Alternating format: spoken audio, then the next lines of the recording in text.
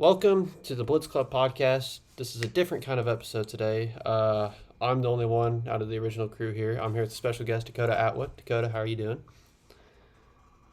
Doing great. Ready to throw out the perfect bracket. First one in history. We're cooking, cooking, So, cooking. if you haven't gathered, this is our March Madness special. Out of everyone in the podcast, I'm the only one who knows college basketball. So, figured we'd bring in another college basketball expert, Dakota. We're going to go through the whole bracket, all 64 games. We're going to talk a little bit beforehand about conference championships, what we saw. Dakota has a presentation for us about bracketology, how to make the perfect bracket. So I say let's just hop right into it. Let's start with conference championships first. Um, what a week, man. I feel like every one seed just didn't want to win their conference tournament. Purdue went out, and the SEC too. I mean, no one expected, I don't think, Florida or Auburn to even be there. Dakota, what was your takeaways from conference champ week?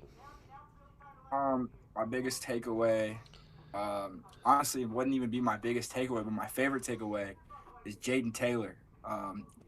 We both announced him in high school basketball. Yeah, yeah, we did. Perry kid, went to Butler, now at NC State. He's on NC State's team, and Mm, they found their way in the tournament. They had a win to get in, and they won. NC State's, I believe they are playing Texas Tech. But that's one of my biggest takeaways. But to your point of the one seed's not winning, I don't know if it's just you want rest, your extra days, mm, if it's just you don't really have anything to prove winning your conference tournament besides just getting in. And if you're the number one seed in your conference tournament, I don't necessarily say you need to win, in order to get in if you're a yeah. big major school. So maybe just rest. I don't know.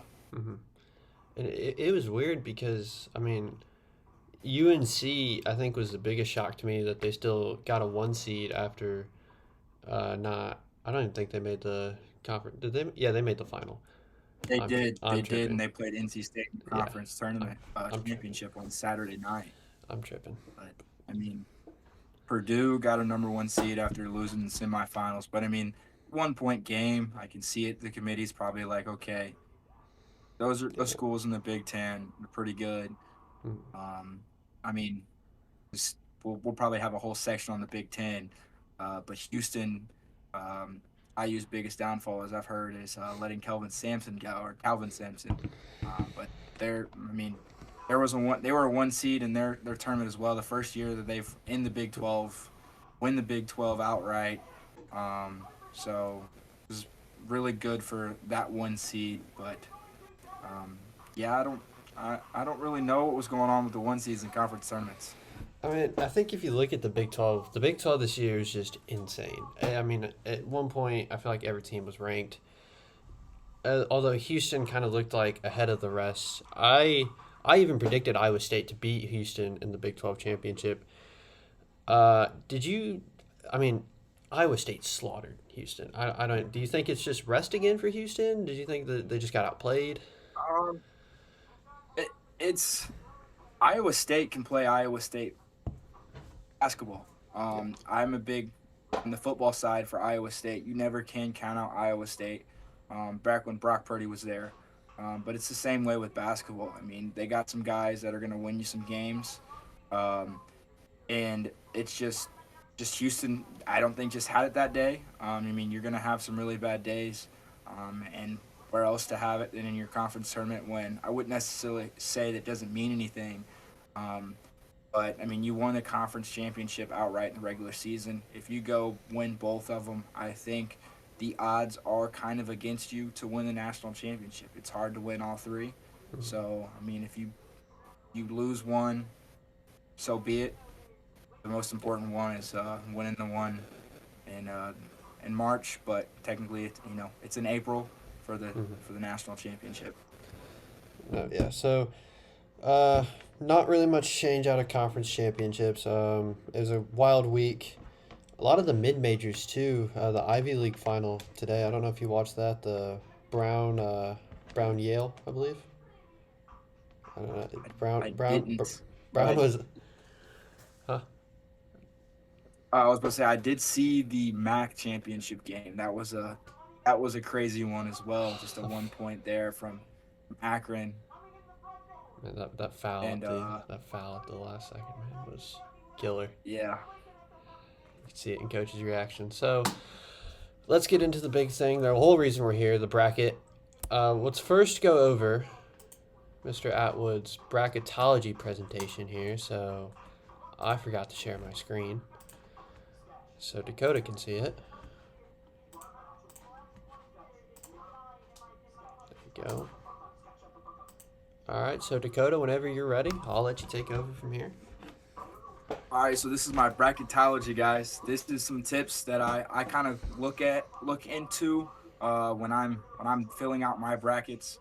Um, you know, you're hardly ever going to predict a perfect bracket, so it's kind of hard to predict a perfect bracket. It's never been done in history. My goal every single year is to get a perfect bracket. Here it says there's 1 in 9.2 quintillion chance of getting a perfect bracket. So you're probably not going to care if you get a perfect bracket, but you just want to win your bracket challenge. So I'm going to give you some tips, to maybe help your bracket challenge. So we go into the first round is your first round of 64. Your 16 seeds, yes, it's happened. I think what 2 or 3 now, Jackson. That's happened. Your 16 seeds beat a 1 seed. Two, UMBC and FDU are the only two to ever do it. Yeah, so it could happen, guys. I'm not gonna say it's not. You got some streaky teams, some 16 seeds that might, take it out. But predicting a 16 seed beating a 1 seed isn't gonna win you your bracketology or your bracket challenge with your friends or your work or anything like that. So it's happened in the past, but I wouldn't necessarily put it um, because your 1 seeds are your 1 seeds for a reason, guys. And upsets are gonna happen. It's hard to predict an upset, but upsets are going to happen. And we have the biggest upset since 2010. The 11 seed beats the 6 seed more times than the 6 seed beats the 11 seed. So I gotta have at least one 11 seed beating a 6 seed. If you're going into this year's bracket, we're gonna look into it. I see some potential 6 seeds losing to 11 seeds, but I also see a 6 seed getting deep into this year's bracket. Um, just depends on how it plays out. But that's the round of 64. If we go to the next one, continued. Normally, there's 7-10 matchups with a Big Ten. The committee found the loophole, and they're like, we're not going to put any Big Ten matchups for the 7 and the 10. Big Ten dominates them, guys. They always dominate the 7-10 matchup, but unfortunately, there is no 7-10 matchup with a Big Ten school this year. But with Big Ten teams, be careful because I believe there's 5 or 6 of them this year. They don't make it far.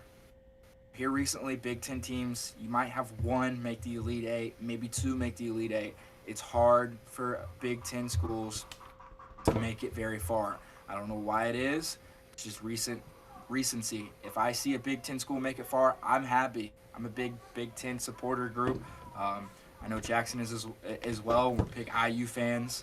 So Sadly, to see a Big Ten school make it, even if it's Purdue, for me, if I see Purdue make it out of the first round, I'm kind of happy for them this year. It's been devastating. I have some Purdue fans that are friends of mine. To see that happen, be huge for them. But just be very careful with Big Ten schools. We go to the next slide. I believe it's round of 32.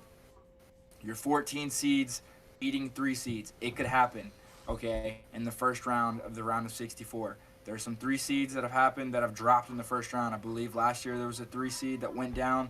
I believe it was Arizona. Arizona was a 2 seed and they lost to Princeton last year. I believe Duke was also a 2 seed or 3 seed that went down last year as well. It could happen. And if we have an 11 seed beating a 6 seed, your 11 and your 14 go against each other. 11 seeds are 6-0 against 14 seeds. So if you have an 11 and 14, take the 11 next round, chalk it up, scratch it, 11 over the 14 in a round of 32. We get to the Sweet 16. It's kind of hit or miss, guys. Sweet 16 is kind of where either you know it and you got it all right, or your team lost before that you have going on. It's kind of hard to predict. But normally, you're going to have one Cinderella story. You're going to have a double-digit school kind of getting into the Sweet 16. They could get even farther. But other than that, you're gonna kind of want to chalk it up. Your higher seeds do well unless it's a 1 through 4. Then any of those matchups could go any other way. For me this year, it's New Mexico. They're my double-digit team that could make it deep into this year's bracket. They're on the lower left-hand side of the bracket this year. That's my team that I have going into the Sweet 16 that I really like this year that we'll get into later on. And then I believe here next in the next slide we get into our championship contenders. Teams hardly ever go back to back, guys. UConn won it last year, the number 1 overall seed this year. It's really hard for a team to go back to back. Teams that win the championship normally shoot above 36%. So if you want to go in a little bit of more depth into going into your bracket challenge, looking at some statistics, beating your family members or beating your friends, do a little bit of research. Find these things. Teams that win normally are top 40 in offensively and defense efficiency. So do a little bit of research like that. And if they're a West Coast team, they're not winning at all. Okay, if we divide the United States directly in half from the East and West, 100% of the times, if you're on the East side, it's going to win. Your West Coast teams have never, here recently, have won. UCLA's gotten close a few times here recently. Yeah, the John Wooden age when they were winning all those national titles. But here recently, 100% of the time, I believe we go back to like 1985 or something like that. The East side is going to win. So for me, this year, we'll get into who I have as my championship. Spoiler alert, it's on the East side. We go into kind of the most weird stat of them all, guys. If you go back to the Week 6 AP poll, okay, and you look at the top 12, your champion is coming from that 12 teams. You look back last year, UConn was 3 in the Week 6 AP poll. 2 years ago, Kansas was 7. 3 years ago, we had COVID, so we didn't really know if that stat could continue on. 2019, Baylor was 11 in the Week 6 AP poll. And that stat keeps going on and on and on, to believe about 1989. So this year we have our 12 teams. So I'm narrowing this all the way down for you guys for the 12 teams that could possibly win it. Okay, we have Arizona. They're a 2 seed this year. Kansas, I believe they are a 4 or a 5 seed. Spoiler alert, they just lost a guy, I believe, today to a leg injury. That was Florida. Kansas didn't play. Florida, sorry. Kansas didn't play today. Yeah, Kansas didn't play today. But Kansas has had a lot of injuries, I believe, and they're not very deep. So that's a team to watch. Purdue's Purdue. Again, hopefully they can get past the first round. Houston, 1 seed. UConn, the number 1 overall seed. Baylor, Marquette, Creighton, North Carolina, Gonzaga, Oklahoma, and Tennessee. Your winners coming from those teams, guys. Oklahoma's not even in the tournament. Yeah. That's what we got. Yeah. So that's one more that we can eliminate. So that's 11. Tennessee is doing really great.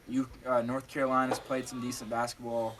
Marquette and Creighton, they're in the Big East. Their Big East is known for basketball. So that's your 12 teams right there. Or 11 technically, since Oklahoma's not in it, that I think could win it. That's storylines and statistics that have all added up throughout the year. And I believe the next slide is possible champions. So if you take those 12 teams and you put them in the top 40 in defensive efficiency, I believe it narrows it down to like 7 or 8. I don't really have. I'm still crunching those numbers right now because I don't necessarily look at the top 40 of actual statistic, offensive and defensively. I have my own little statistics and some code and some spreadsheets that I run through to make sure. But as we get into the bracket here in a second, I'll let you know who my tournament champion is, and they are in those 12 teams. So that's bracketology with me, and those are some tips that might help you win your bracket challenge. I hope they helped. Let's get into the bracket, Jackson. Yeah, let's get into it. It is a weird one. So before we start making our picks, as we can just kind of scroll through here and see, Any like seeding surprises that kind of shocked you as we kind of look through the East and West regions here? I mean, I think the biggest storyline will be Michigan State at the 9 seed, even being in this Yeah, I tournament. I didn't know Michigan State was going to be in the tournament, and not even at a 9 spot. I Yeah, think they could have been a 10 or an 11, maybe a play in at 11. yeah, But the biggest surprise to me was Nebraska. If you go to your right side, the top right, Nebraska as an 8 seed. Okay, this team was the first time they got a first round bye in the Big Ten tournament. They smashed an Indiana team that was playing really, red really hot. good by 30 points. And they have the Japanese Steph Curry. Okay, this guy can shoot the lights out of a gym. He gets hot, you better send 3 at him, and he'll still shoot it over you. Um, that was my biggest surprise as an 8. I think they could have been a 6, Mhm. not, maybe a 5, but you throw them at a 7. It's like, or you, 7's like okay, but an 8, I think that was one of the seeds that surprised me that I was kind of more upset about, because I think they're a lot better than what their seed shows, and then they got to go and play a Houston team in the next round if they win. That's a really good team, and I think that kind of just shafted them a little bit because I think they're a lot better than what their seed shows. 100%. Um, that Nebraska team, if you look back too at the IU game, the IU team was tough. Nebraska was shooting 50% from the field, I'm pretty sure, and they hit almost, I think it was 23s almost or something like that. That's a team They if they're had 10, I hot. believe, in the first half. Yeah, that's a team that if they're hot, they're hot. And they can make shots, and they're just going to keep firing from beyond the arc. Tominaga is one of the one of the most pure shooters I've seen come out of the Big Ten. That team's gonna be that's gonna be tough for them. It's I could honestly I feel bad for them, man, because an 8 seed after what they did, that's a little rough. I believe they were a 20-win team this year. They And a had yeah they 20 have win to be. team a 20-win team in a big conference like that, and you're putting them out an 8 seed. It's like, wow, okay, committee. I mean, I've Yeah, trusted you in the past, but we're putting you out an 8 seed is it's kind of crazy to me.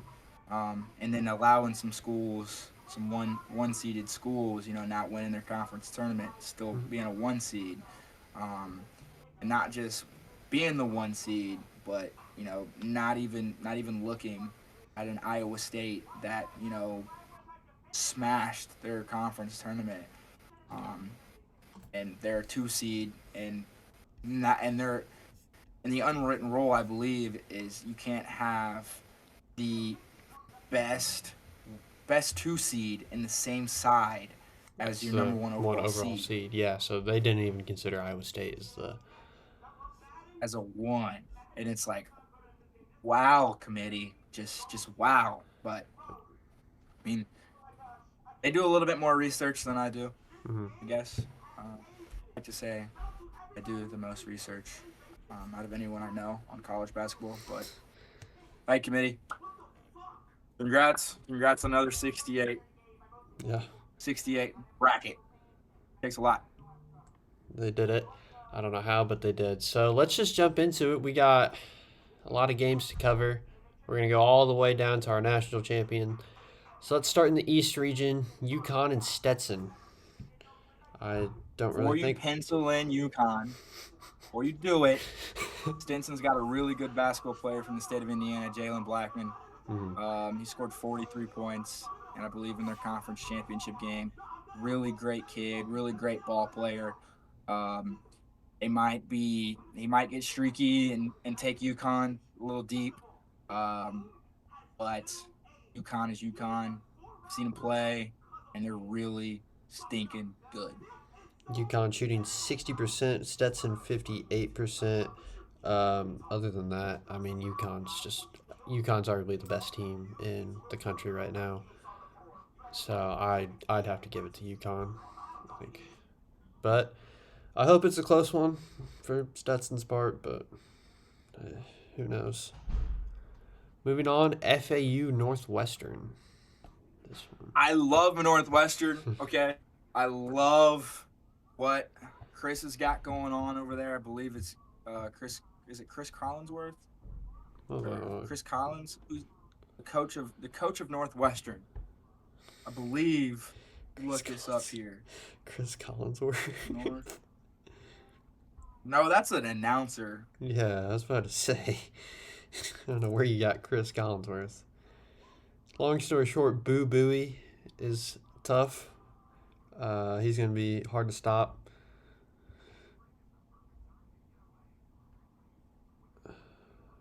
Chris Collins. That's yeah. Yeah. There we go. Really good basketball coach, and he's got him in the tournament for the second time in school history. But if we look at this bracket right here, UConn, FAU, and San Diego State.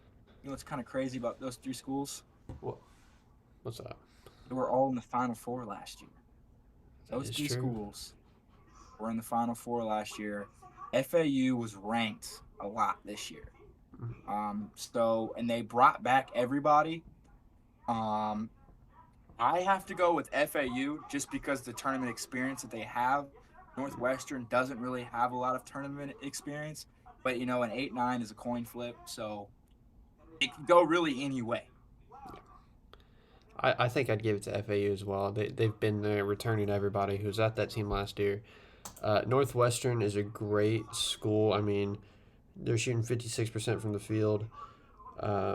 They're making free throws when they get to the line too. Boo Booey, first team All Big Ten. He's a player. He's a He's a player ball for player. sure. But I mean, you can it. We've seen it with teams done it. Wisconsin did it. I mean, you can let Boo Booey get hot. He put up 20 something in the game against Wisconsin, but Wisconsin still pulled it off. So definitely give me FAU in that one.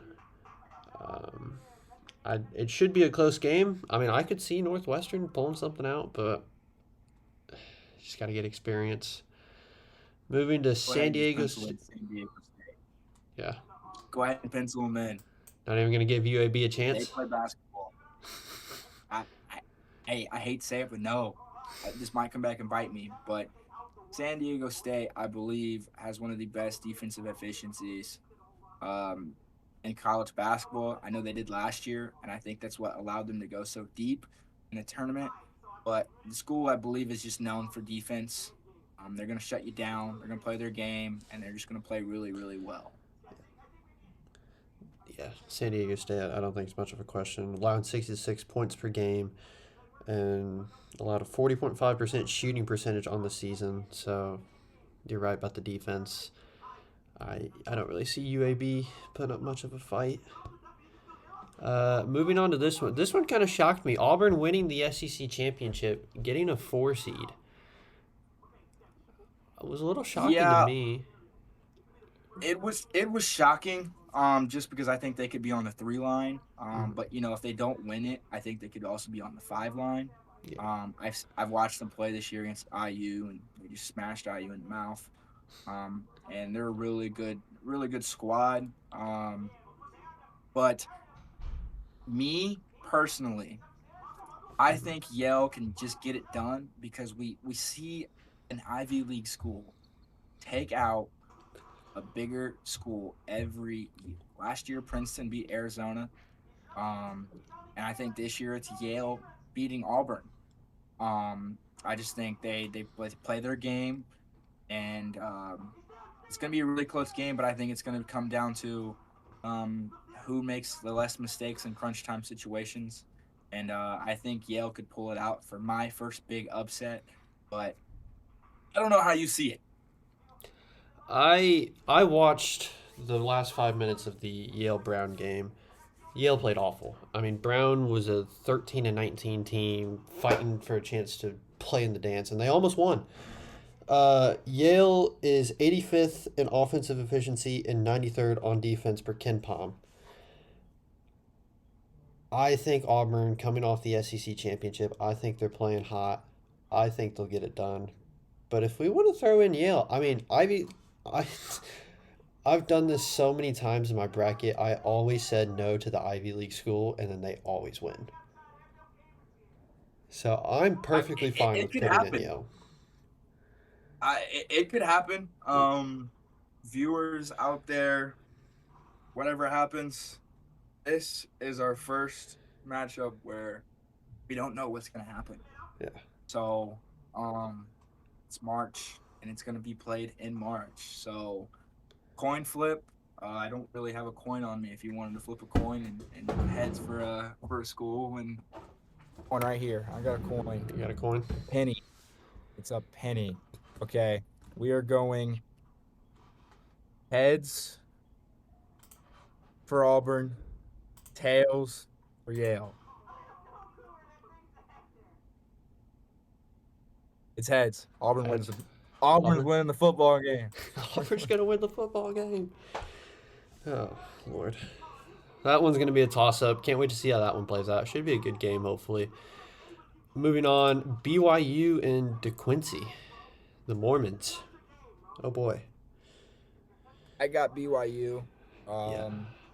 just because BYU's BYU and they played really good this year. They were ranked. A 6 seed line for them. I think they could have been a 5 seed line just because they were ranked a lot this year. Um, and I mean, first year in the Big 12, and they're playing really well basketball. It's just like we got into with Houston earlier. You're in a conference for the first time, and you're playing really good basketball. It's pretty solid. Normally you join a conference and you got 2 or 3 years where you're like, okay, we'll get there, we'll get there. It's like you see Rutgers and Maryland and those schools that kind of just joined the Big Ten. They have their on and off years. I say they just joined the Big Ten, but I believe it's about 7 or 8 years ago. But I think BYU is playing really good basketball, and I think they take down DeQuincy. Yeah, Is that how you say it? I believe so. DeQuincy coming out of the A10. I don't really see him being much of a fight. BYU, obviously, first year in the. Is it their first year in the Big 12 or I second? believe because I believe they were They were. they were non anything, I believe. I know they're They, non anything for football. they had to So been I didn't something. know if I they think were they were in the like Mountain West for Mountain West. basketball. Yeah, something like that. But I I know think. they're in the Big 12 now. I don't know. You come in the Big 12, and the Big 12 being one of the toughest conferences in basketball, you play that good. And I think any Big 12 school can win that game. DeQuincy, I mean, I don't know much about the A10. I have not watched a DeQuincy game at all this year, so I'm perfectly fine with putting in BYU. So moving on, Big Ten champs Illinois versus the Ohio Valley champs Morehead State or Missouri Valley. I think it's Missouri Valley. I believe it's the Ohio Valley. Missouri Ohio Valley Valley. was Drake. Yeah, Ohio Yeah, Valley. Drake took down Indiana State, and Indiana State didn't make it. So, They uh, should have, man. We'll get to that in a second. Illinois, they played really good basketball. They won the Big Ten outright, or not outright, but won the Big Ten tournament. I, I I like Morehead State just because Jalen Wyndham, he's a high school basketball player here in the state of Indiana. Um, his brother just committed over a while ago to Northwestern. But Morehead State has Jalen Wyndham. He went to Ben Davis here in the state of Indiana, played for Ball State last year, transferred over to Morehead State. I don't know if he's playing. I believe he is. So, Best of luck to you. But I'm taking Illinois. yeah, Morehead State, they have played, they're 0-4 versus Quad 1 and Quad 2 teams. Obviously, they played Indiana. They went wire to wire with Indiana. I was at that game at Assembly Hall. Man, I was sweating that one out. But I believe Illinois is just playing really good basketball. Terrence Shannon is a beast. I don't see anyone really stopping him. Morehead State, they're a shooter. They can shoot. But I think Illinois is just overall a better team in that one. So I'm seeing Illinois through there. Moving on, Wazoo, Washington State, and then the Missouri Valley Drake beating Indiana State. Drake wasn't supposed to be here. No, not at It was all. supposed to be Indiana State's conference. Um, and Indiana State lost their conference that they were supposed to have. I mean, I think Indiana State was ranked for 1 week, and then Lost. they got beat. And so, but I think Washington State's playing really good basketball over in the Pac-12. I believe they're in the Pac-12, correct? Yes. Yeah, And last year of the Pac-12. So yeah, so I think they're playing really good basketball. They've played some teams that are pretty decent, and I think they take the 7-10 matchup. yeah, I believe so too. I mean Drake. I mean to beat that good of an Indiana State team, It's nice. Indiana State also, just a fun fact, we're the highest net ranking team to be left out. They're 29th in the net rankings, and we're the highest net ranking to be left out. So it makes you question why net ranking is there, but we have it. Washington State, I mean, they're playing really good ball, 24-9 overall. Beat 6 quad 1 opponents this year, including Arizona twice. So I think Washington State's taking that one easily. Last one here in the East region, Iowa State and South Dakota State. I think we can all agree here. Yeah. I don't think there's an explanation needed. Iowa State's playing really good basketball. Red hot coming out of the Big 12. I think that one will be an easy one. All right, on to the West. North Carolina versus the winner of Howard and Wagner. Yeah. North Carolina's going to be doing some scouting that Tuesday or Wednesday night. Spoiler alert, I got North Carolina in the championship game this year. So Really? You haven't gone that far? Yeah. Damn. I think they're pretty decent. I think losing to NC State kind of, Woke him it's up. like, okay, we got some things we need to work on, and I think they can do some damage here in the tournament. Yeah. RJ Davis and Armando Bacot, two stable players on the court. Been there forever, I feel like. I don't know what they're still doing there, but they're there. North Carolina's taking that easy. Moving on, Mississippi State and Michigan State. It's another coin flip for me. I don't know how Michigan State's at the 9 seed, but Mississippi State's pretty decent. I believe they've beat Kentucky this year. I think, was it twice, or what am I thinking of? Someone So else? they've beat Tennessee twice this year, and they have It's also Tennessee. beat Auburn. Yeah, so they're a streaky team. They can get wins, but Coach Izzo, when it comes to March, you just never can count them out. Yeah. So that's why it's kind of a coin flip for me. I mean, I'm down with flipping a coin again here because Michigan State, you're giving them the chance again. I feel like they shouldn't have this chance to be playing at all, but you're giving them that chance to play. They're going to definitely take advantage of it. But when it comes to the Big Ten versus the SEC, man, SEC just, as much as I hate to say it, the SEC is just an overall better conference right now than the Big Ten. But I am perfectly okay with flipping a coin again. So if you I'd wanna... say Mississippi State. Mississippi State, perfect. Don't even I'd need say to worry about. Mississippi State. Don't even need to worry about flipping a coin. All right, moving on to 512 St. Mary's and Grand Canyon. Grand Canyon's got some shooters. And St. Mary's they beat a really good Gonzaga team twice, I believe, this year. They won the was it the West Coast Conference? Yep. This year. But Grand Canyon, I think, could be a team that no one really knows much about, could win. But I think I have more information on St. Mary's to be more comfortable taking St. Mary's than I do Grand Canyon. But there could be upset potential there. Yeah. St. Mary's is a top 25 KenPom team in overall efficiency. We know more about St. Mary's. Grand Canyon, I haven't watched much of coming out of the WAC. I believe that's the Western Athletic Conference. But these Sounds about 512, right. the 512 matchups are always scary. They're always a little bit scary, but I think St. Mary's is one of those teams that you can just kind of bank on. I feel like you always see a West Coast Conference team making at least a Sweet 16 run. So I'm fine with St. Mary's if you are. Yeah, I'm good with St. Mary's. Cool. Moving on, Alabama and Charleston. This is another upset potential. What is it? I believe is this the 6 and the 11? This is a 4-13. Or 4-13. Alabama, just still in the SEC. It's an SEC team. I think they're starting to be known a little bit more for basketball, just because of how deep they are. Charleston is another team that plays their game.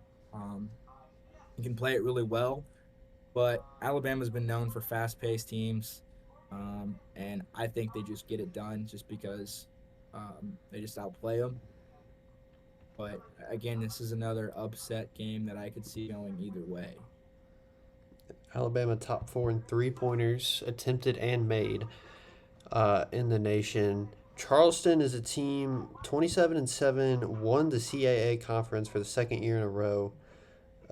They've won 12 consecutive games since February 3rd, averaging 80 points a game this season. So their offense is on fire, averaging 30 attempts from the three-point line, making 10.5.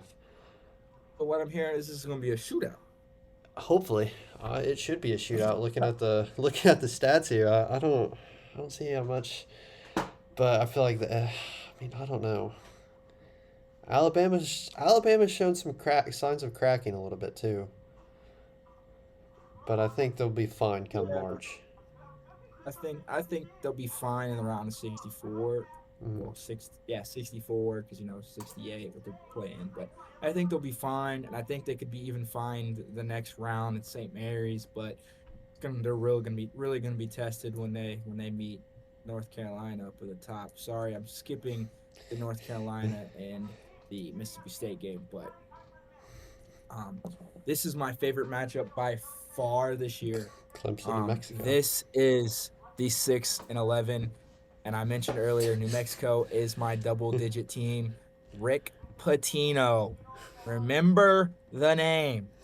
You remember it? From Louisville. He's got a decent squad this year. He was wearing all white, I believe, sometime in the conference tournament. I think Clemson's a decent team. My dad would hate for me to say this, but I just don't think they get it done, and I think New Mexico could be the Cinderella story this year. Yeah, two players on New Mexico's team, Jalen House and Jamal Mashburn. Jamal Mashburn Jr. and Jalen House, both sons of former NBA players. Richard Pitino, son of Rick Pitino, averaging 81 points per game this year, ranked 4th in shooting with a 46% field goal percentage. I'm perfectly okay with taking New Mexico in this matchup. I think that team is on fire. 26-9 overall. And in the whole Mountain West tournament, they did not give up more than 66 points. So we know they have defense too. Yep. New Mexico is the team to watch.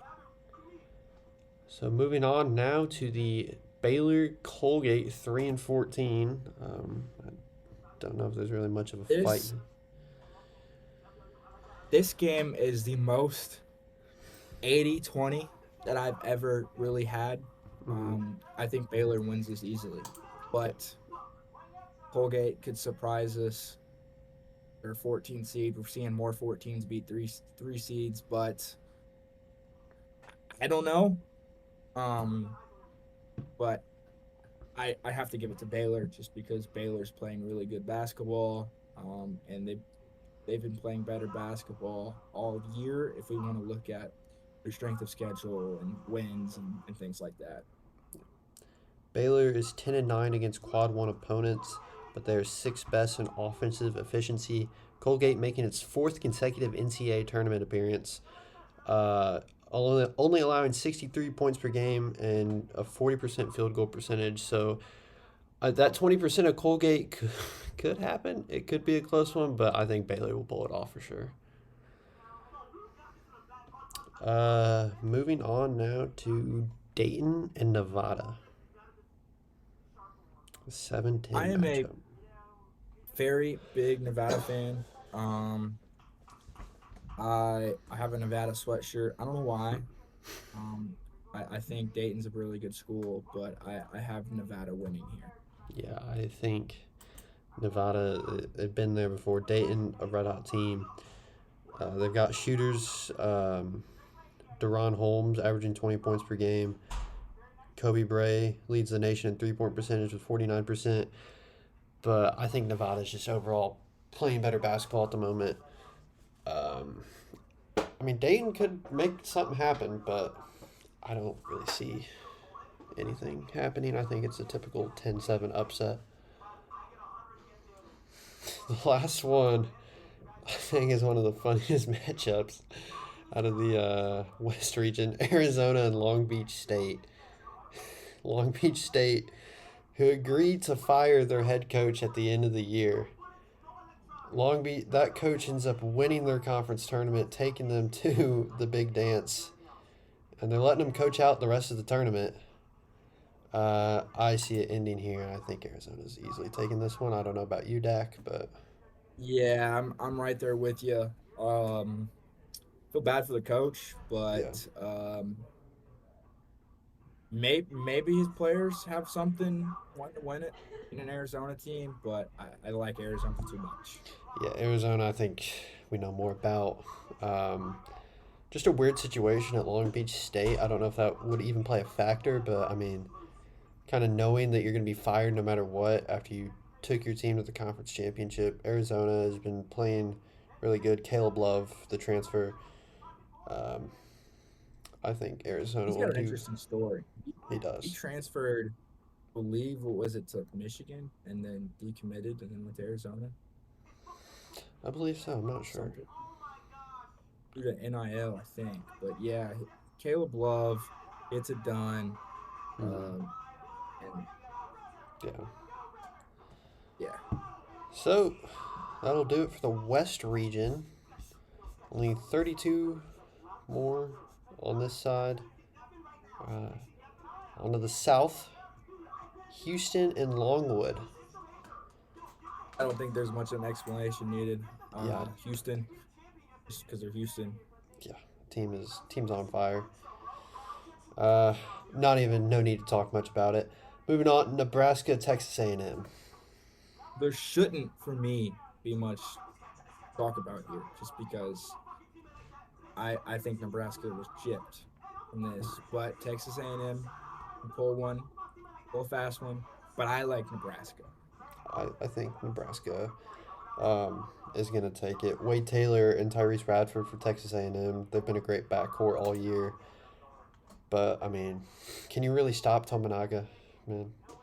I mean, I don't think there's any He gets stopping hot. him. I don't think you can. Yeah, I genuinely don't think you can stop him if he gets hot.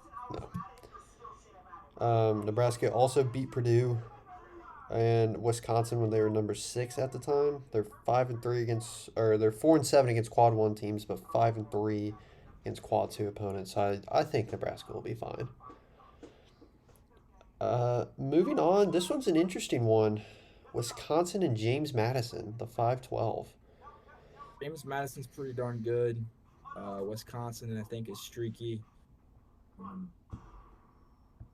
it's a toss up for me. I think a 12 seed, we could see that upset happening just because upsets always happen in March. But I think Wisconsin's really streaky, and it depends on which Wisconsin team shows up. Yeah, AJ Storr averaging 24.6 per game for the Badgers. JMU 31-3. They won the Sun Belt title with a 20-point win, so they just ran through the Sun Belt Conference. They're 7th in point differential at plus 15.1 and averaged 9th most points in college basketball all year. I could honestly see JMU taking this one. Yeah, I'm completely fine with it just because I think they can win it. I mean, like you said, they've only lost 3 games all year, so they're not a team that loses often. And I wonder who were their 3 losses to. So it's all conference teams, so it's 3 conference games. But I mean, you kind of throw that out the window when you win your conference championship by 20 points. Yeah, and you're gonna lose some conference games on the road. Yeah, I mean, you're on the road. It's just a different environment. mm-hmm. You're gonna lose some. It's hard to win every game in your conference. Yeah. Moving on, the 4-13 Duke Vermont. I feel like we've seen this before. I swear this has been a matchup. I think it's gonna match up. I saw this earlier. I was right there the same time as you. Just like I think we've seen this, and I think we've seen Vermont beat Duke before as well.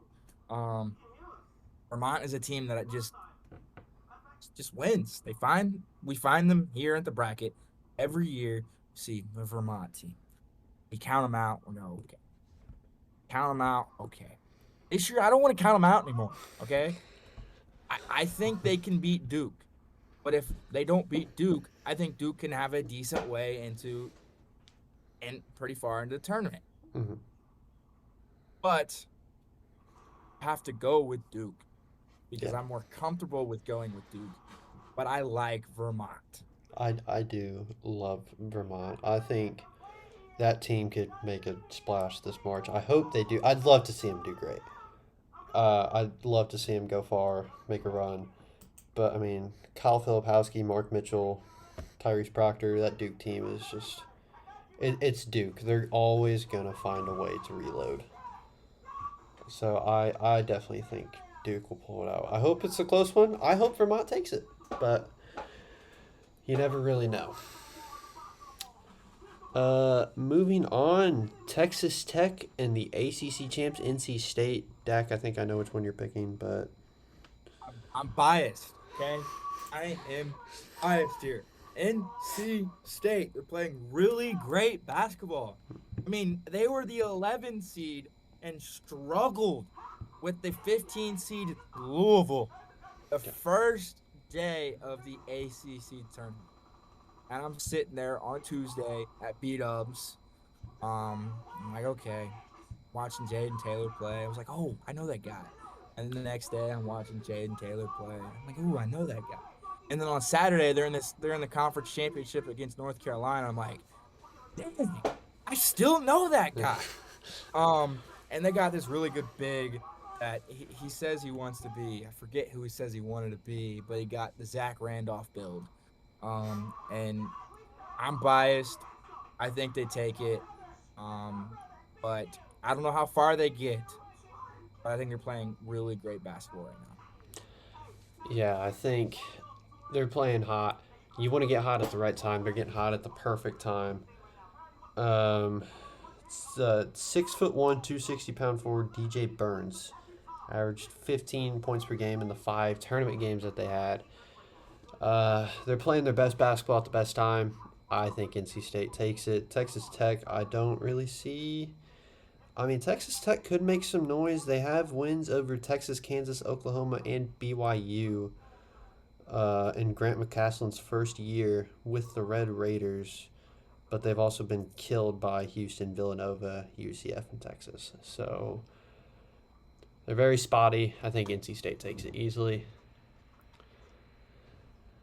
Moving on, Kentucky and Oakland. I hope to say it. I hate every bit to say it. Kentucky. But Yeah, I don't. Oakland coming out of the Horizon League. The Horizon League, I just feel like is an unserious conference. And Kentucky's healthy. Okay, Yeah. they got their players. They're healthy. They can make a deep run in the tournament, and I think they do make a big run in the tournament. 122 Kentucky is an overall efficiency. 58% effective field goal percentage. Yeah, I think Kentucky. I don't think it's really a contest. Moving on, Florida, and then the winner of Colorado and Boise State. Florida just lost their center to a horrible leg injury. I prayers up, hope he recovers soon. That one was rough to watch. It was like the first 5 minutes of the game today. But I hated it for them, and I hate it for a good Florida team. But they rebound the ball really well, but they just lost their leading rebounder. yeah. I'm taking the winner in the 10. Mhm. I don't even know what it is. It's either I'm just taking the Colorado win. or Boise State. I don't know where they don't keep the first 4 games on here, so you can't see them. Both those teams, Colorado and Boise State, both playing really well. Could be a fun one to see, but yeah, I wouldn't be surprised. That one's kind of a toss-up. I could definitely see it happening, though. Moving on, last game of the South Region, Marquette and Western Kentucky. Is there really much to talk about here? No, there isn't. But congrats to Christian Lander on winning the conference. IU guy from Evansville. I believe Evansville Wrights. That's where he went to high school. down in the state of Indiana. Really great kid. Reclassified to play basketball at Indiana with his some of his friends, Anthony Leal and Trey Galloway. And then just wasn't the right spot for him at IU. Went to Western Kentucky, and they find himself winning their conference tournament. So big congrats to you for dancing. But I don't see you making it past Marquette. Yeah, no. Western Kentucky, fun fact, their average is 75 possessions per 40 minutes, which tops Ken Palm's tempo rankings. I don't think anyone can stop Marquette. Right. Well, not stop. People can stop them, but I don't see Western Kentucky stopping them. The Big East is a tough conference. Marquette played really well. Shaka Smart's got a tough team out there. So, on to the Midwest region. Purdue versus the winner of Grambling and Montana State. I think that's pretty. Purdue only because they have fresher legs. Yeah. We don't know what Purdue is gonna do in the tournament. No. And if their guards show up, different game. But I got it. I'm taking Purdue just because it's Purdue. I mean, teams have found a way to stop Edey, but I mean, it's kind of hard to stop Edey when he's shooting almost 30 free throws a game. But Gillis, Lawyer, he gets away with a lot of things. He does. He does. But So, he's also 7'5". yeah. Something like that. So, I like to see him play well just because he's a Big Ten school. And I don't think he can come back, right? He can't come back, right? No, he can't. Correct me if I'm wrong. Please, Yeah, please he don't has to. correct me. I don't want him coming back. He has to declare. He is declaring. He has to. But yeah, so Purdue, don't really see much of a fight. Moving on, the 8-9 Utah State and TCU. I got a coin and I'm ready to flip it. I don't know. Let's look at some Utah of the State, I think, has played pretty well this year. Mm-hmm. But you're also a team that in the Big 12 that's played really tough opponents all year that could make a deep run just because, they play Houston, they play Kansas, and they played BYU. They played Texas. So, I mean, it's hard. But I think Utah State, just because I think Utah State. I might have you flip a coin. TCU, they rank 30 in Ken Palm's efficiency metric. They have wins over Houston and Baylor, but close losses to Kansas, Iowa State, Cincinnati, and Texas Tech. The Aggies are top 45 in scoring, 79 points per game, 10th best shooting percentage at 49%. They're good at the perimeter, defensively on the perimeter, 26% from three-point range, ranked 4th in the country. Let me go back to you here. Go ahead and flip that coin because I'm not sure. Heads for Utah State, tails for TCU.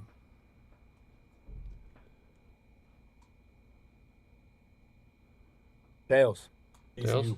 TCU? I'm fine with that. All right, moving on. The 5-12 Gonzaga and McNeese. I got McNeese and Samford the next two games. We're going to see two double-digit schools somewhere in the bracket playing each other in the second round. Kansas isn't very deep. And I don't think Gonzaga's the Gonzaga we're used to. I think they're really in there right now just because of their recent success. I could be wrong, but I got those two schools meeting up in the next round. Gonzaga's only quad one win victories over Kentucky, St. Mary's, and San Francisco. McNeese. Kentucky school that was not healthy either. Yeah. McNeese, first time in the tournament since 2002, led by former LSU coach Will Wade. Former TCU guard Shahada Wells put up 30-plus performances and big wins over UAB and Michigan earlier this year. Is beating Michigan really hard to do, though? That's the question. For a school like Hey, that, it's everybody versus us, right? It's everybody true, versus us. true. I think it's you versus you when down there in Michigan, Jawan Howard. And that's why he's out of a job. Uh, so you have Sanford beating Kansas. Kansas is a really off and on team. When Hunter Dickinson transferred, everyone was like, "Oh my God, Kansas is stacked. Kansas is gonna win." I mean, they went toe to toe with an IU team that was cracked, broken. I mean, if you look at IU at the start of the year versus the end of the year, IU at the beginning of the year was a terrible team. Awful. Yeah, it was. It Smacked was. by 20 points by UConn and Auburn. Yeah, I think I can definitely see Sanford winning the 29-5. First time in the tournament since 2000. Fifth best scoring offense and eighth best 3-point shooting team. Sanford for sure. I feel like is Get hot. gonna. You get hot. Yeah, I love these two upsets right here. I'm perfectly good with them. Moving on to the 6 and 11, South Carolina and Oregon. I got Oregon. They're getting hot at the right time. And I think South Carolina is a really streaky team. They played well, and they don't play well. Um, I think just because what statistics tell me, your 11 seeds have a higher percentage chance of winning than your 6 seeds. 52% of the time, 11 seeds win. That's why I'm taking Oregon. Hot. Statistics tell me to take. Yeah, Oregon had a little bit of a rough year. Picked it up in the conference tournament when it mattered most. I think Oregon was a bubble team before they even. I think they were like on the first four out or the last four in. And then they got the automatic bid. South Carolina got hot, kind of fell off a little bit, lost by 31 points to Auburn in the SEC semifinals, and then had another 40-point loss to Auburn earlier in the year. You get hot at the right time. I think Oregon's getting hot. I think they'll take this one as well. Uh, Moving on, Creighton, Akron. Great. Creighton. That's what I was hoping you'd say. I don't know if Akron really should be there. I don't think they should. There's some questionable things that happened but they have this really great player. I think his last name's Freeman. They have a Ali, really decent player. But I think Creighton's just got it. Yeah, Enrique Freeman averaged a double-double in the year, 18 points and 12 rebounds. Ali averaged 15 points and 4 rebounds. But if you look back at that Akron-Kent State game, Kent State just shot themselves in the foot. Akron was gifted those two Kent State rebounds. wasn't even supposed to be there. They were the 8th seed, I believe, right? They were low too. I mean, you really look back at the MAC this year, and I mean, we can look at this from both sides too, men and women. I feel like the finals for both were teams that really. I mean, Akron, you could say. I mean, I don't even know if you could say Akron should have been in the final either. I don't know. It was very okay, who's gonna win? Because I feel like for men, everybody was so close all year. Mm-hmm. I mean, there were a few possession games where it could have went either way, and your older schools, your older players just take it. I mean, looking from Ball State's standpoint, they could have beaten anybody they really played this year. Yeah. I mean, and they didn't even make the MAC tournament. So I think it's just very hit or miss, and I don't think Akron gonna be great. I'm sorry. Yeah. No. Creighton coming out of the Big East. Team's gonna be tough to beat. Creighton is the only team this season to take down the number one ranked school. I feel like that is one of the only teams. I read that wrong. I was gonna say that looked off. It means something right there. Yeah. I got Texas in this one. Yeah, I don't. Virginia's very good. I think they'll beat. Who is it? Colorado State. Yeah, Virginia's easily beating Colorado State. But I think Texas has got it. And then I got Tennessee. I like St. Peter's. Dougie McBuckets. Is he still there? I thought he Playing left. Denim. I Nah, was he about not to say- there no I was more. about to say, I thought he was gone. Yeah, he's gone. Yeah, it's a totally different team than the one that played Purdue. Tennessee, although they had a rough SEC tournament, Dalton Nett is one of the greatest players in the country. Is that how you say his He's last getting name? to play. Nett? Dalton He's Nett? getting to play on Nett? the big stage. Yeah. He hadn't played on the big stage much, I don't believe, but he's a really good player. Yeah. All right. Second round, round of 32, UConn and FAU. UConn's UConn, no explanation needed. Yeah. I got San Diego State beating Really? Auburn just because I think San Diego State plays really good defense, but I also want the narrative. I think the narrative created I think it's the rematch of last year, UConn versus San Diego State in the national championship. Yeah. I think we get the rematch there in the Sweet 16, and that's just what I'm looking for. For sure. Moving on down, BYU and Illinois. Illinois is playing really hot basketball right now. Yeah, I think Illinois is Really taking. good Darren Shannon Jr. is arguably one of the best players in the country. Shooting lights out. I mean, BYU playing well, but I mean, they're going to be coming off that win against DeQuincy. I don't see him continuing any further past that. Moving on down, Wazoo and Iowa State. I think I know where this one's going to go, but Yeah, Iowa State, just because, I mean, they've proven to me that they can play really good basketball. And I don't think Washington State has it as well as Iowa State has it. Now, it could be wrong, and this could be where our bracket starts to go boom, boom, boom, boom. But it just makes too much sense to me to not take Washington State. yeah, makes too much sense. Iowa State for sure. Have to take that one. I already know where you're going with this one. You already said it. The finals, baby. Any explanation for North Carolina, Mississippi State? Just North Carolina's North Carolina. I have North Carolina as my making the championship, and I just think they have something to prove.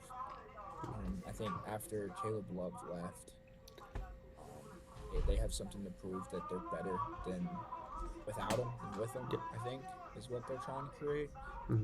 But I think Baycock just gets it done. I think he's got something to prove as well. I think last year in the tournament, I believe when they lost, he was dealing with some injuries. He was dealing with injuries a lot last year. I think he's had a pretty decent, healthy year this year compared to when he was last year. And I think they make a deep run. Yeah. Moving on, St. Mary's, Alabama. I hate it because we're chalking right now, but Alabama. Yeah. I think they shoot and they're quick. I think that's a decent matchup. We'll see in the next round, the Sweet 16. But I just think Alabama's played ready and prepared, especially with St. Mary's playing in Grand Canyon. Nothing against Grand Canyon, but Grand Canyon is in Alabama, and Alabama's just Alabama. We're used to saying that for football, but I think they're turning it out into a basketball school. Last year they produced Brandon Miller, so they're pretty decent. A little bit off topic. Indiana State just got a 1 seed in the NIT. So after their robbery from the tournament, they get the 1 seed in the NIT. Back to the big dance, New Mexico and Baylor, the 11-3. I think I know where you're going. I want to go New Mexico, just because I think they're my Cinderella story. Baylor's really good, but I don't know if Baylor can beat Colgate. But my bracket, I have Colgate, New Mexico playing.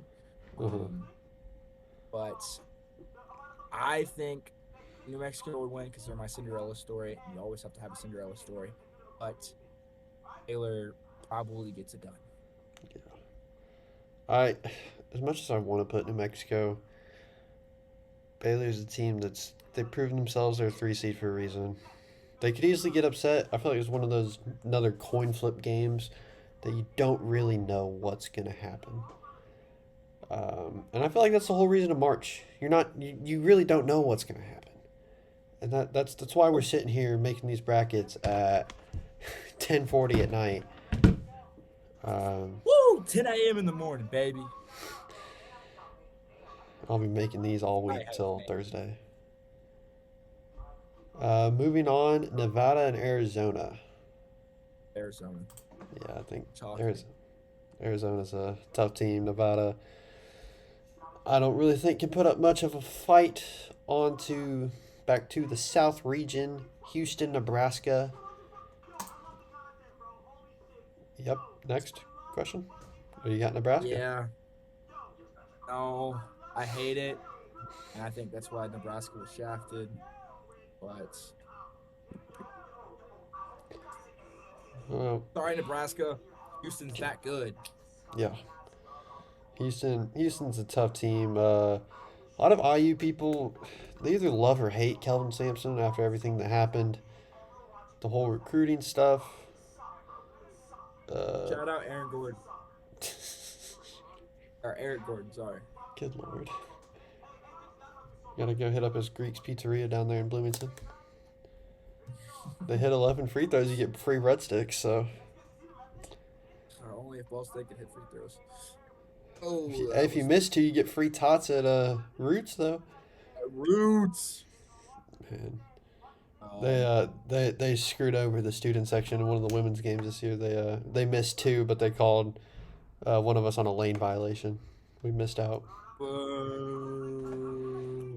Officials always don't want us to get our tots. Moving on.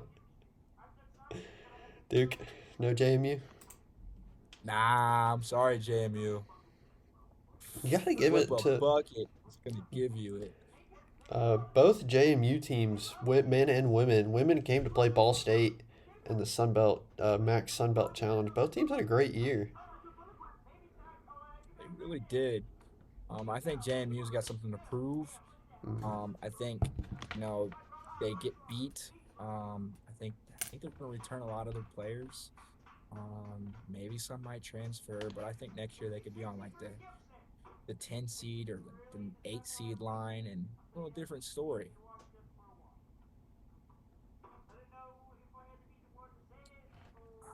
We got the next matchup. NC State and Kentucky. I'm sorry, Jaden, but I gotta take KY.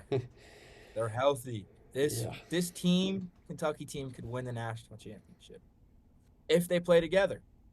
And I think if they get going, play well, stay healthy throughout the tournament, no big injuries, no spraining any ankles, they could win it all.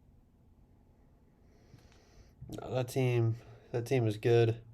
As much as I hate to say it, they're good. Not much more. I hope NC State wins, but let's be honest, Kentucky's taking that one. Moving on, the winner of Colorado and Boise. Yeah, I think we can just click Marquette and have it go. They're not supposed to be there. Marquette moves them out the way, gets ready for a 2v3, and we're scratching it and chalking it up even more.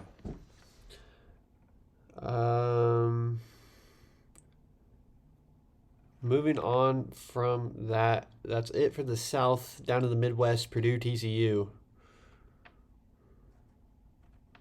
Purdue, don't disappoint me. I'm taking them. Yeah, I don't know what team shows up, but Zach Edey gives me 30, and we're good. So, I don't know, but they win that one. They got an easy route to the Elite Eight. I'll tell you that. I don't think McNeese nor Sanford going to give Purdue much of anything. And here's our double-digit school making it to the Sweet 16. And I think Samford takes it over McNeese Nice. just because they're I believe they can shoot the ball decently. And they're deep. They're a deeper squad that can get going. They can guard pretty well. Moving on to the 11-3 Oregon Creighton. Go ahead and give me Creighton. I think Oregon's got hot, but Creighton's they're a better basketball team, and they're part of the squad that I think of the 12 teams that could potentially win it all this year. And I think they could get hot as well. I mean, there's a bunch of teams that I think can get hot, get going. It's just doing it at the right time. Oh. Sorry, the Ball State women will be hosting the Women's Basketball Invitational Tournament versus Belmont, March 21st. Women's Basketball Invitational. So not the women's NIT, but Not the okay.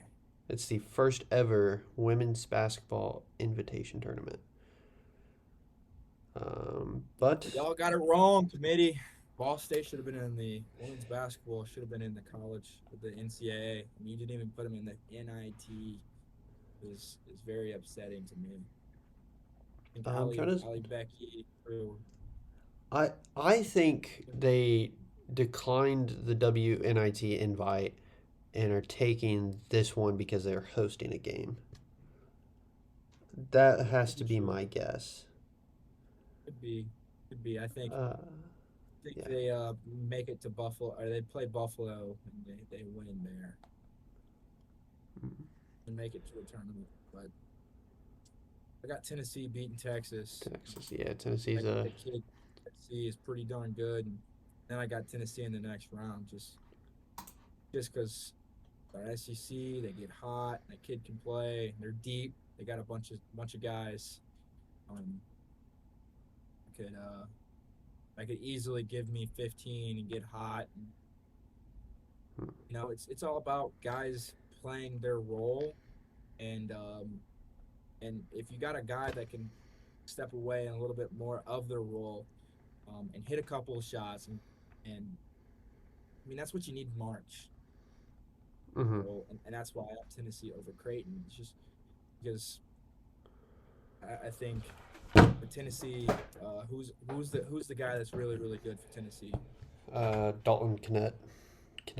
Yeah. I say his name.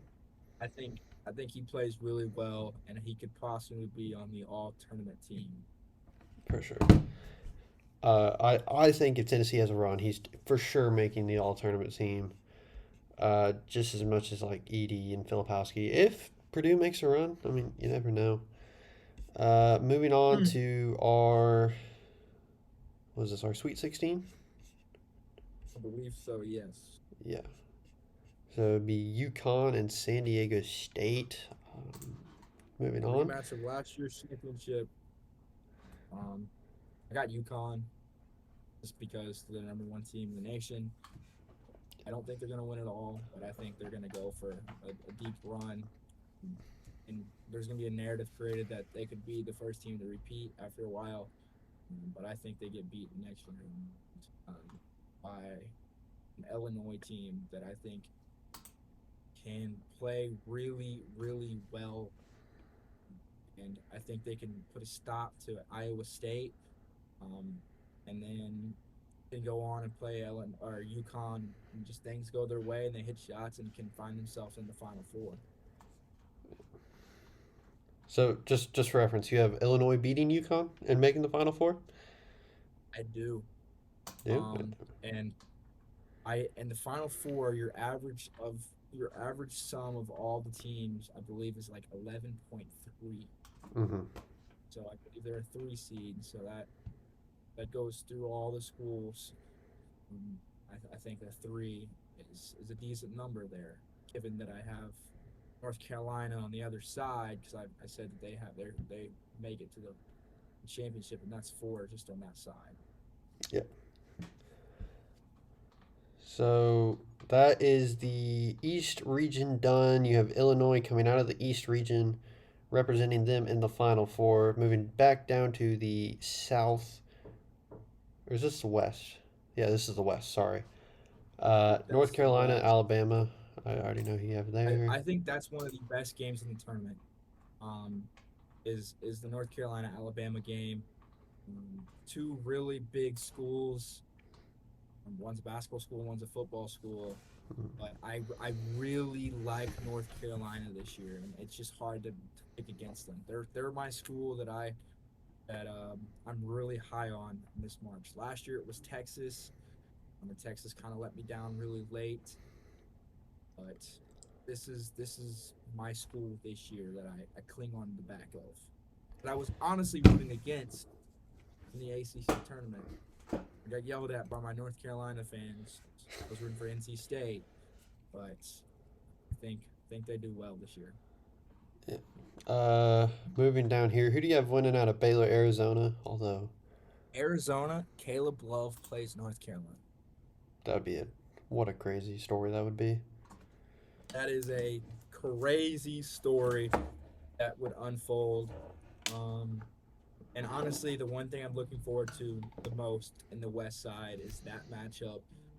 Seeing those guys playing against each other would be really, really cool to see and watch. That would be a it would be a fun story for sure. I went ahead and already threw North Carolina in our national championship. Obviously, you have them beating Illinois. So there's the West and East region done. Let's head on up to the South, Houston, Duke. I like Houston just because they're Houston, playing well. I think last year they had a squad that could have won it, but due to injuries, didn't really have everything they could have had. But I think Flip gives Duke something, but I'm gonna have to go with Houston. Yeah, Houston, a team to beat. Duke, Filipowski, I mean, although he destroyed his ankle after that court storming incident, Duke always finds their way, but I think Houston right now is just a better team playing their best basketball at the right time. Down to Kentucky, Marquette. I think Kentucky honestly could win the national championship if they stay healthy and continue to play the ball, that they know how to play. I think Marquette is a really good team, and I would circle that game as a game to watch Yeah. down the road. But again, this is a team that coaching is like, okay, who's been here before? Calipari has been there before. Gets guys to the league, and I think he's got a narrative to prove that, hey, I don't just get guys to the league, I also can win national championships. Yeah, and I think that's what makes Calipari one of the top guys. Shaka Smart, I mean, he's had a good Marquette team the last few years, but when it comes down this late in the tournament, when you get to the Sweet 16 and the Elite Eights and the Final Fours, Calipari's been there before. He's won national championships for a reason. I can definitely see Kentucky taking that one. So the Elite Eight out of the South region, Houston and Kentucky, who do you got? I got Kentucky. Just like I stated, I think they can win the national championship. And I don't think Houston. I think their Cinderella year of just playing as well as they did comes to an end. I don't think they're quite ready. That program, is ready yet to take on national championships. And I think this year is really the year of the Blue Bloods coming back. I believe in 2020, it was kind of the year of, or 2020 into 2021 was the year of the Blue Bloods. And I think this year is going to be another year of the Blue Bloods. Yeah, I think the Blue Bloods are kind of making their return. Obviously, last year was just all Cinderellas with FAU, San Diego State, Miami, and then UConn. Just kind of that same team. They've been there before. Actually, no, that was UConn's first national title, wasn't it?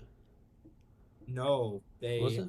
they had one before. I believe it was with Shabazz Napier. I feel like it Um, was a while I believe, ago, though. and I believe they went deep with um, Mm-hmm. Kimba Walker.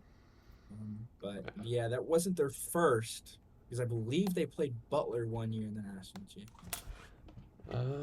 I I'm not sure. believe because it was the Bulldogs.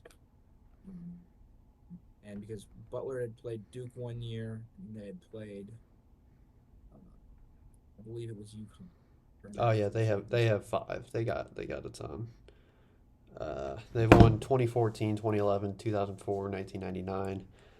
It might have been that 2011 year, because then I think Butler they had Duke that one year, which was one Gordon that Hayward. I still think about that Playing shot. really good. He's playing good basketball. Mm, I believe he's playing. Who's he playing for? Is he playing for OKC? Or Not sure. am I thinking of? I believe Gordon Hayward's playing for OKC.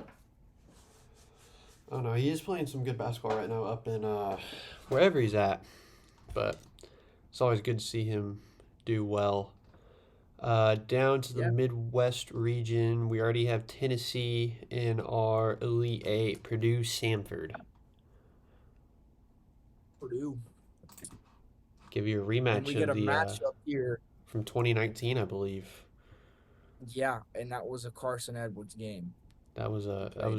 one of the better games I've seen in an NCAA tournament. I love that game. From just an Indiana basketball perspective, I Hmm. love that game. And this is kind of where things kind of get crazy for me. It's because there's not very many where I feel like I'm talking it right now. Um, but I have Tennessee beating Purdue. I just Yeah. think Tennessee's guard play outdoes them. And then we get to the Final Four, and it's like, okay, we're on average, or we add them all up, and I believe we're at 9. We add them all up, and that's kind of close to the number around 10 or 11 that you want to have of your seeds making it. Last year was a different kind of year with your Cinderella stories. You have FAU, who they were what, a 9 seed that made it all the I way. believe they were You had eight or San Diego. nine. Yeah, San Diego State was a 5, so I mean that already went out the window. And Hmm. then UConn was a 3 or a 4, and Miami was an 8 or a 9.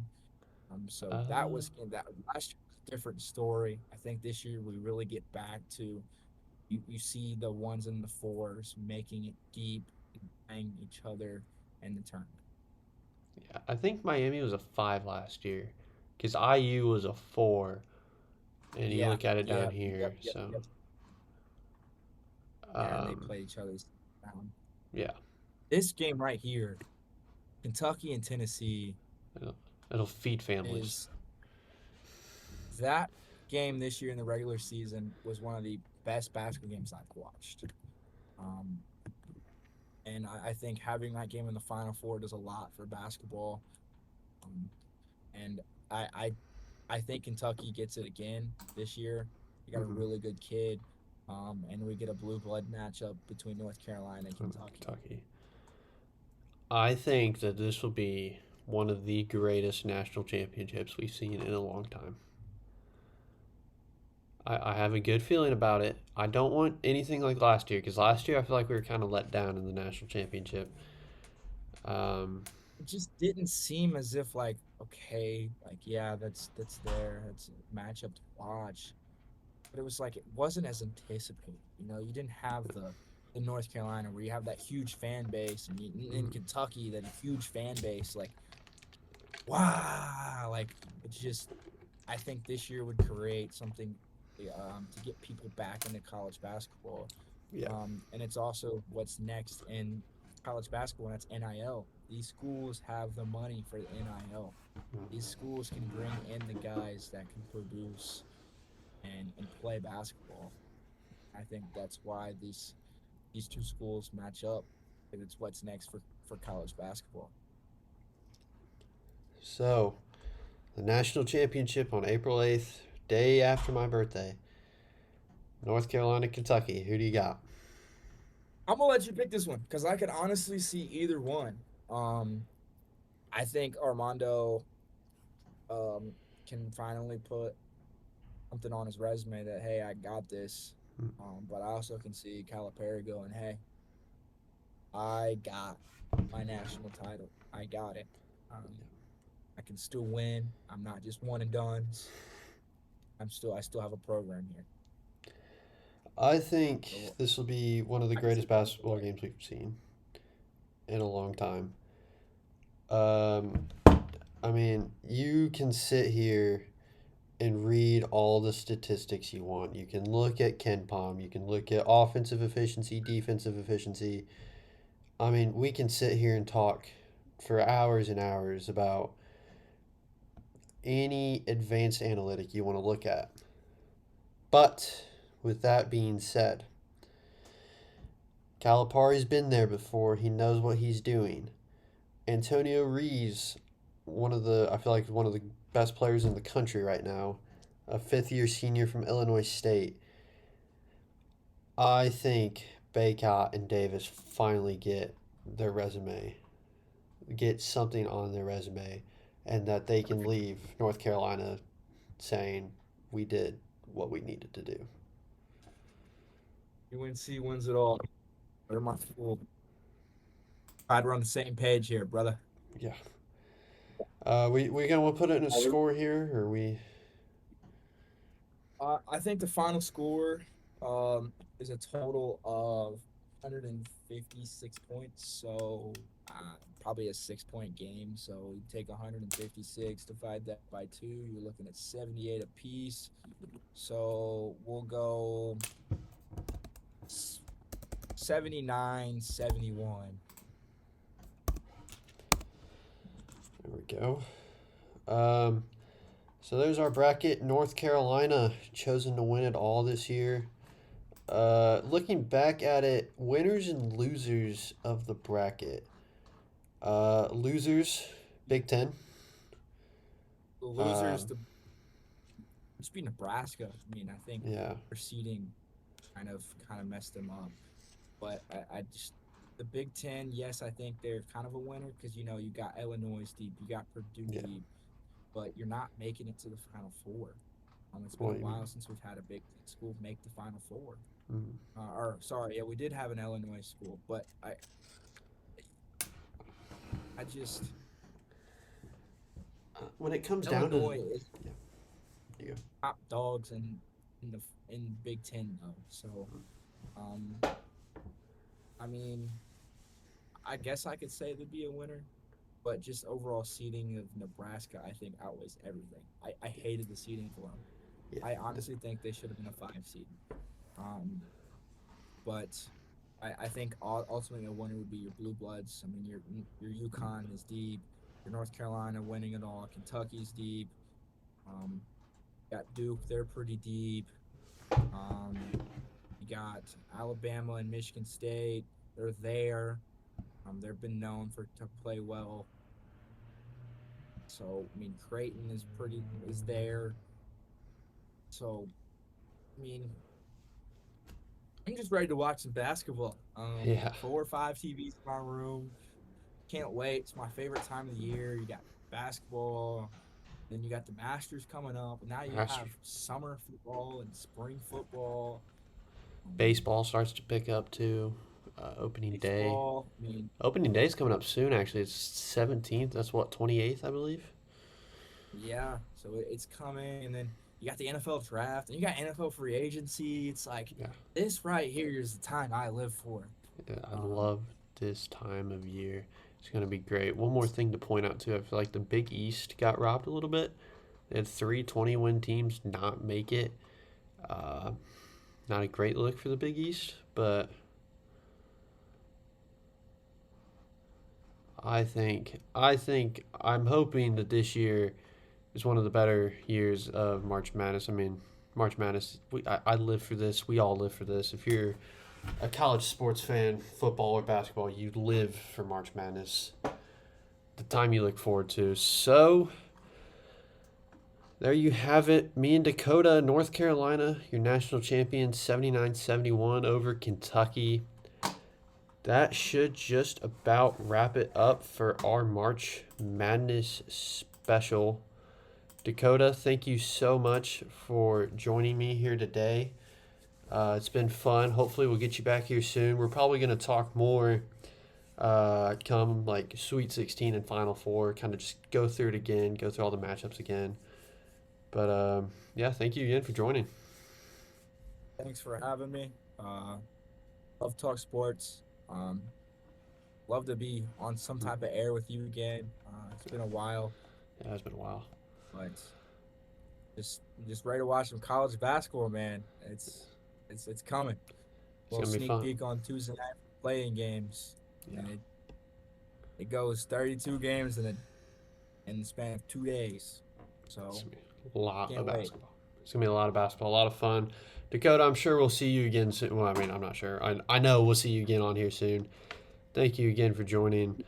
Be sure to like, comment, subscribe, do all the random stuff, whatever Alberto would say if he was here. Thank you guys for watching. I'll see you guys in the next one.